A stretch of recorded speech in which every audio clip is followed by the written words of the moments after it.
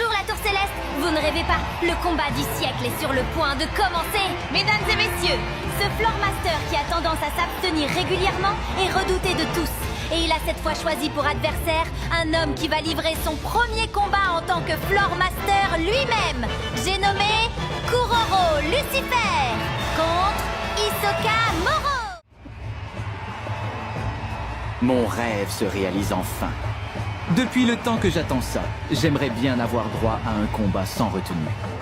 Je peux comprendre ça. Personnellement, je commence à en avoir assez que tu me suives. Dans ce cas, battons-nous jusqu'à ce que la mort nous sépare. Ok. Vous avez entendu? Kuroro vient de proposer un combat à mort et Hisoka l'a accepté sans la moindre hésitation. Il ne peut en rester qu'un. Pour vaincre, ils doivent tuer leur adversaire. Toutes les armes sont autorisées.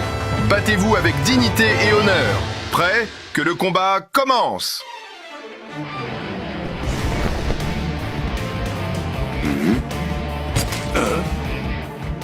Black Voice. Ah, c'était ça. Après son effacement de naine, il m'a bien fait courir. En réalité, il rassemblait des pouvoirs. Il a une seconde antenne. Regardez l'arbitre. Il s'est joint à Kuroro pour attaquer Hisoka. Il veut se servir de l'arbitre pour m'immobiliser et planter son antenne sur moi.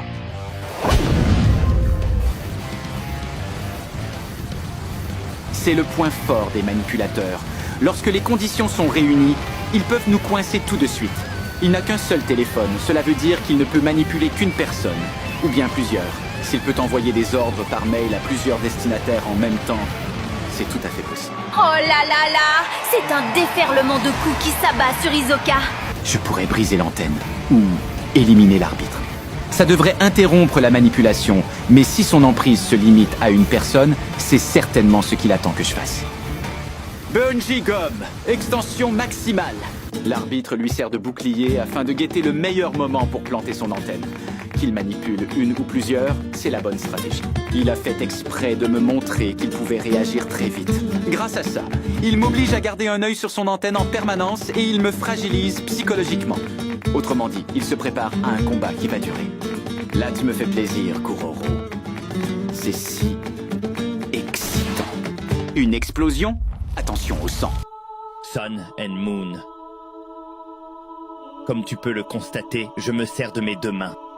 La gauche porte le sigle du soleil et la droite celui de la lune. Et lorsque ces deux sigles sont en contact, une explosion apparaît. Là, je les avais posés sur la main gauche et le dos de l'arbitre. Un simple contact des sigles suffit, mais il faut maintenir entre 3 et 5 secondes pour obtenir une puissance optimale. Cette petite explosion est le résultat d'un effleurement. Mais comme tu peux l'imaginer à pleine puissance, n'importe quel homme finit en miettes. J'ai acquis cette faculté à Meteor City. Ce que tu es gentil, tu te moques de moi. Ou tu te moques vraiment de moi. Je ne veux pas tricher, car je vais abattre toutes mes cartes. C'est juste un combat à mort, alors autant que ce soit beau. Ça compte plus que le résultat. Je préférerais que tu privilégies la victoire. Sinon, j'aurais du mal à donner le meilleur de moi-même. Mais c'est bien mon intention. Et qu'en est-il de toi ?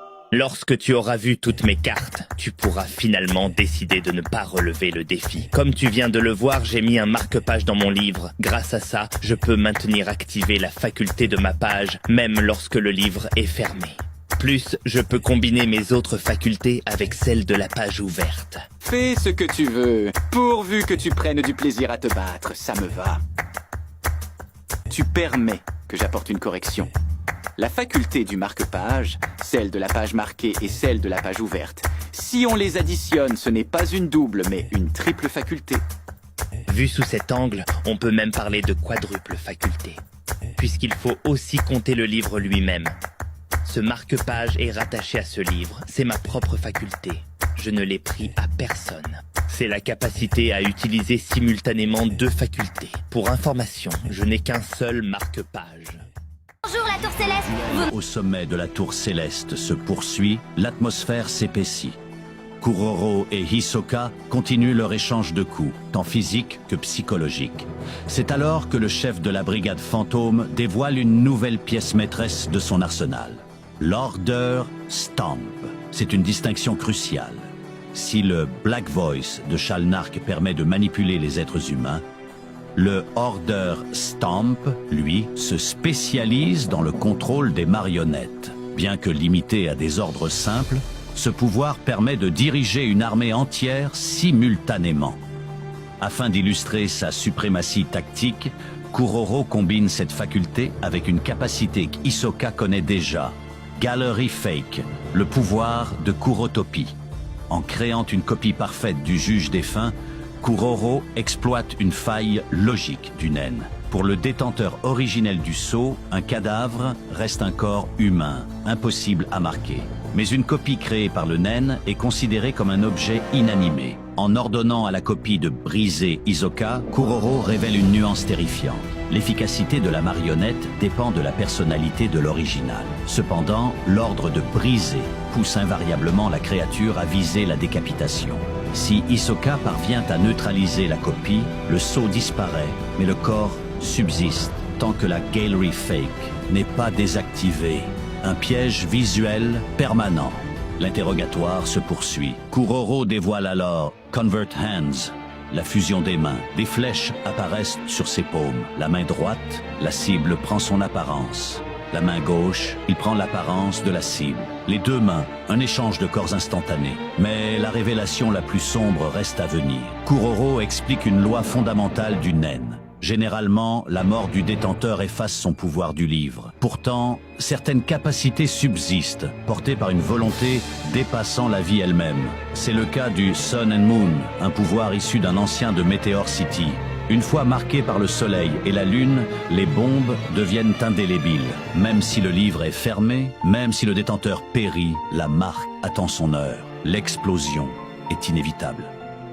Face à cette complexité mortelle, l'inquiétude pointe chez le magicien. Mais l'excitation l'emporte. Le combat reprend de plus belle. Profitant de la confusion, Kuroro utilise son marque-page et se fond dans la foule. Il s'empare du téléphone de Shalnark et de ses antennes. Pour Hisoka, le dilemme est total.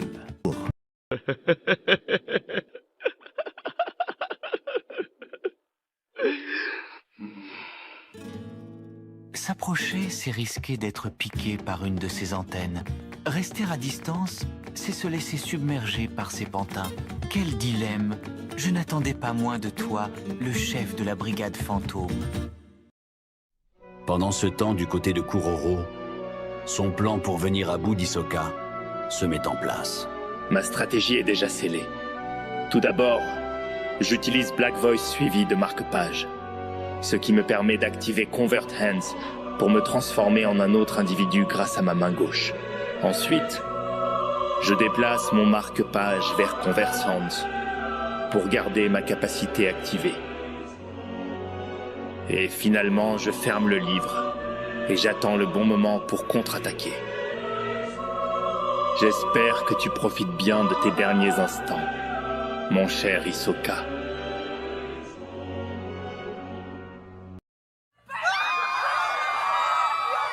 La panique s'empare des spectateurs se ruant vers les sorties. Une tension palpable s'installe dans l'arène. Hisoka, l'œil toujours aux aguets, remarque immédiatement la disparition des deux antennes de Shalnark. Il en déduit que Kuroro, tel un pêcheur aguerri, les a récupérés à l'aide d'un fil invisible. Soudain, la physionomie de la foule change. Le magicien comprend instantanément la manœuvre de son adversaire, en combinant sa capacité Gallery Fake et son précieux marque-page. Kuroro a pu maintenir ses copies tout en libérant ses mains. En activant Convert Hands, le chef de la brigade fantôme a orchestré une parfaite diversion, en changeant d'apparence pour se fondre dans la masse. L'assaut et la panique. Une horde de marionnettes, marquées du sceau de l'Order Stamp, se jette sur Hisoka avec une seule et unique directive: le briser. Le plan de Kuroro est d'une précision chirurgicale. Matérialiser des copies avec Gallery Fake. Utiliser le marque-page pour maintenir la capacité active. Apposer le tampon de l'Order Stamp. Ordonner l'annihilation totale de sa cible. Face à cette armée d'une trentaine de pantins infatigables, Hisoka se hisse au plafond grâce à son bungee gum. Mais Kuroro, d'une rapidité fulgurante, surgit dans son dos. Un coup de pied. Kuroro envoie le magicien s'écraser au sol. Au tapis, le combat prend une tournure d'une violence inouïe. Harcelé par des marionnettes cherchant à le décapiter, Hisoka subit également les assauts répétés de Kuroro. Pourtant, même acculé, le génie tactique d'Hisoka reste intact. Alors que Kuroro fonce sur lui depuis les airs, Hisoka utilise les restes macabres du combat. En attachant sa gomme à 2 têtes tranchées, il prépare un double piège. Si Kuroro esquive la première attaque avec aisance, il ne peut anticiper le second projectile, propulsé avec une force inouïe depuis la jambe gauche d'Hisoka. Je t'ai fait croire que j'ai été déstabilisé pour finalement sortir mon bungee gum. L'adulte pèse en moyenne 7 à 8 kg. Pour un joueur de bowling professionnel, cela représente le poids d'une boule de compétition, une arme contondante, d'une efficacité redoutable. Après avoir asséné un coup violent à Kuroro à l'aide de la tête tranchée de sa propre jambe gauche, Hisoka enchaîne. Utilisant la seconde tête fixée à sa main, il frappe son adversaire au flanc. Le combat au corps à corps est d'une brutalité inouïe. Alors que la marée de marionnettes déferle à nouveau, Hisoka transforme ses restes humains en de véritables fléaux, décapitant instantanément quiconque ose s'approcher. Kuroro, sentant le danger, s'évapore dans la foule. Éliminer l'intégralité des pantins reviendrait à lui offrir un avantage tactique, car sans marionnette à diriger, il pourrait libérer sa capacité et réactiver sa galerie fake pour à nouveau inonder l'arène. Je te conseille de sortir de ta cachette, Kuroro.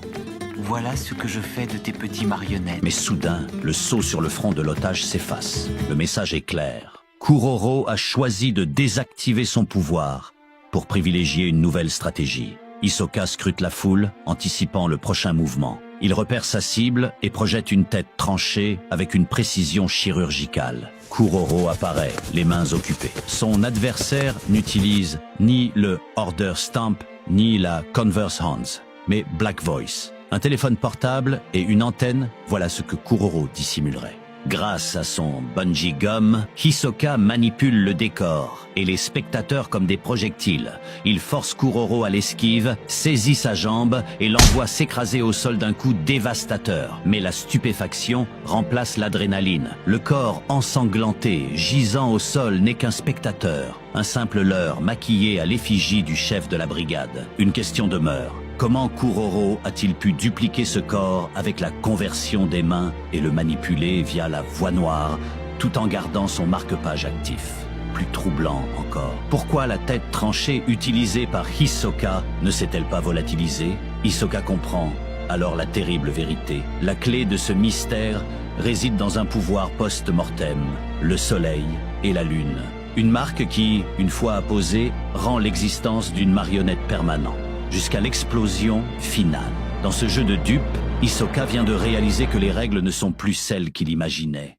À ce stade du combat, Hisoka assemble patiemment chaque pièce du puzzle laissé par Kuroro. La clé tenait dans une subtilité que presque personne n'aurait remarquée. Le soleil et la lune, une capacité censée monopoliser les 2 mains, pouvaient en réalité être activées de la seule main gauche, suffisante pour y tracer le symbole du soleil. Kuroro avait dit la vérité, sans jamais mentir. La distinction était d'une précision. L'absence de copie permettait de conclure que la galerie fake était désactivée, mais leur présence, elle, ne permettait pas d'en déduire le contraire. Hisoka l'avait cru, et cette erreur avait failli lui coûter la vie. Car les copies marquées du soleil, scellées par le naine post-mortem, ne pouvaient plus disparaître. Ces étapes supplémentaires avaient un prix. Kuroro avait dû sacrifier le nombre, une vingtaine de marionnettes, peut-être une trentaine, moins que ce qu'Hisoka avait calculé. Mais Kuroro en façonnait une toutes les 2 secondes. Le temps jouait contre lui. Restait un dernier facteur, les secours, la sécurité. Dans 10 minutes, il serait là. Les marionnettes, encore valides, seraient prises pour des blessés, évacuées, neutralisées. Kuroro le savait aussi. Alors, c'était maintenant, l'assaut final. Hisoka comprend. Des marionnettes explosives, un encerclement, l'élimination. Déjà, certaines silhouettes dans la foule se mettent à courir, d'autres les poursuivent. Kuroro a semé ses pièces parmi les spectateurs des agents du chaos déguisés en civils apeurés. La panique fait le reste. Puis une femme s'empare du micro. Allez, vas-y, brise Hisoka! Le signal. Par centaines, les marionnettes marquées déferlent vers l'arène, dans un grondement sourd. Hisoka, une tête tranchée toujours serrée dans sa main gauche, n'hésite pas un instant. Benji Gum, filament de pantin. Il les fait tournoyer dans les airs. Un marteau humain. Les corps fracassent tout ce qui approche. Mais le marteau se brise. Hisoka en reconstruit aussitôt un autre, repoussant la marée sans relâche. Et dans l'ombre du public, Kuroro murmure. Sa voix noire glisse entre les corps comme une lappe. Explose maintenant. La tête qu'avait Hisoka dans sa main explose. 4 des 5 doigts d'Hisoka disparaissent dans la déflagration. Kuroro avait minutieusement préparé son coup, et Hisoka commence à prendre les choses au sérieux. Sous le souffle de l'explosion, Hisoka comprend enfin. Tout, depuis le début, n'était qu'un piège méticuleusement assemblé. Quelques instants plus tôt, lorsqu'il avait tranché cette tête, il avait cru avoir touché Kuroro. Erreur. Le chef de la brigade fantôme n'avait fait que feindre l'ébranlement. En réalité, il suivait le corps de près et l'avait déjà transformé en une bombe surpuissante. Une marque de lune apposée discrètement sur un spectateur perdu dans la foule. La voix noire qui glisse un ordre entre les corps. Une main anonyme qui effleure la marque du soleil. Et tout s'embrase d'un coup. Le corps, la tête tranchée qu'Hisoka tenait encore. La déflagration projette une vague entière de marionnettes au loin. Le fil de gomme qu'Hisoka avait ancré au plafond se volatilise dans l'explosion. Mais le magicien ne flanche pas une seconde. D'un geste vif, il rappelle une marionnette à lui grâce au bungee gum, lui arrache la tête, puis se sert du cadavre comme d'un bouclier pour repousser la marée qui se referme sur lui. De sa jambe gauche, un filament élastique jaillit vers les gradins supérieurs et l'arrache à l'étreinte de la foule. Déjà, la horde se reforme et reprend la traque. Il les repousse encore. Il fuit. Mais Kuroro a une longueur d'avance. Il ordonne à plusieurs marionnettes de gagner le 2e étage, de retrouver Hisoka et de s'autodétruire dès qu'elles seront assez proches. Soudain, des silhouettes bondissent du balcon, joignent leurs mains et une explosion fauche tout. Hisoka est projeté à travers le stade. Sa jambe droite est arrachée net. Il tente une dernière fois d'invoquer le bungee gum de sa jambe gauche. Mais Kuroro lui lance un spectateur en plein visage, puis un autre encore. Des corps humains transformés en projectiles qui brident chacun de ses gestes jusqu'à le faire chuter au sol. La horde commence à l'encercler. J'ai enfin compris ton petit manège, Kuroro. Tu comptes me faire sauter avec tes petits marionnettes, n'est-ce pas? Benji Gum, répulsion.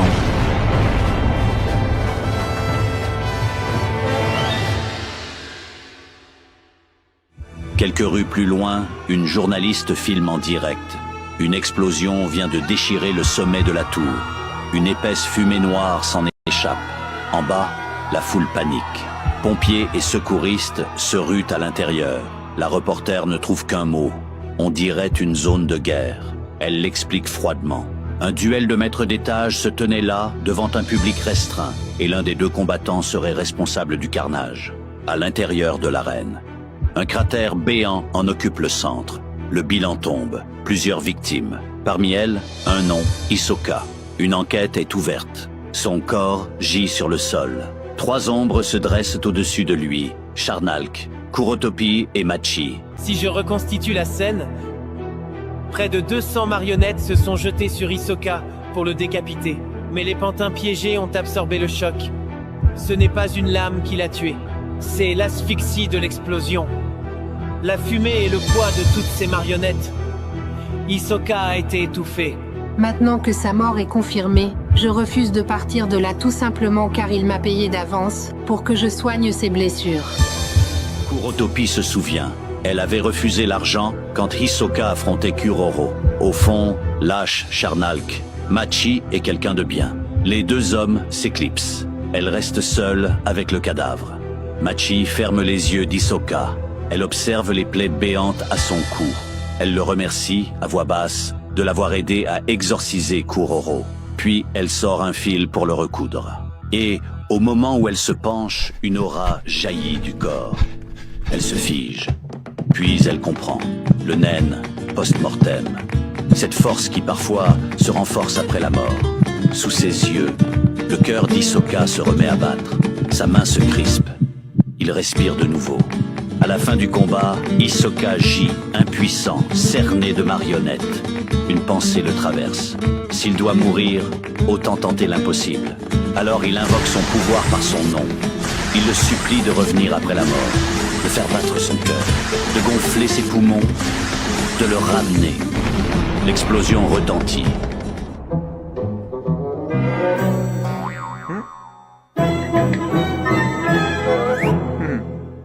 Hisoka ouvre brutalement les yeux. Il crache du sang et bondit sur ses pieds. Machi est agenouillée près de lui. Étais-je vraiment mort? Elle confirme. Alors il rit. Elle propose de le recoudre. Il refuse net. Du bungee gum pour stopper l'hémorragie au cou et au visage. Texture trompeuse pour reconstruire la chair arrachée. Des prothèses de caoutchouc pour sa main gauche et sa jambe droite. En quelques gestes, le monstre est réparé. Machi lui dit qu'il n'a plus besoin d'elle. Elle s'en va. Hisoka glisse une phrase. Il a décidé de combattre n'importe où et n'importe qui. Elle hausse les épaules et continue. Et soudain, il est derrière elle. De la brigade fantôme. Il l'enlace et la cloue avec son bungee gum. Son ordre est limpide. Qu'elle prévienne les autres. Il les affrontera un par un, jusqu'au dernier. Furieuse, Machi crache qu'il n'a aucune chance. Lui prend ça pour un oui. Il s'éloigne, tranquille, pendant qu'elle hurle de rage. Ailleurs, Kuroro marche dans une rue grouillante. La famille Kakin va prochainement inviter les civils à embarquer vers le nouveau continent. Et à bord de ce bateau, il y a un trésor que l'on va dérober. Toute la troupe va se réunir. Charnalk raccroche. Il s'étonne que Kurotopi traîne autant aux toilettes. La porte s'ouvre. Hisoka en sort, quelque chose à la main. Charnalk se précipite. Le magicien lui lance la tête tranchée de Kurotopi. Il l'attrape de justesse. Et pendant qu'il fixe le visage mort de son ami, Hisoka s'abat sur lui d'un coup d'une violence inouïe. Plus tard, on retrouve Charnalk attaché à une balançoire, la tête de Kurotopi à ses pieds, des corbeaux tournant autour. Hisoka sourit. 2 de moins. Il en reste 10.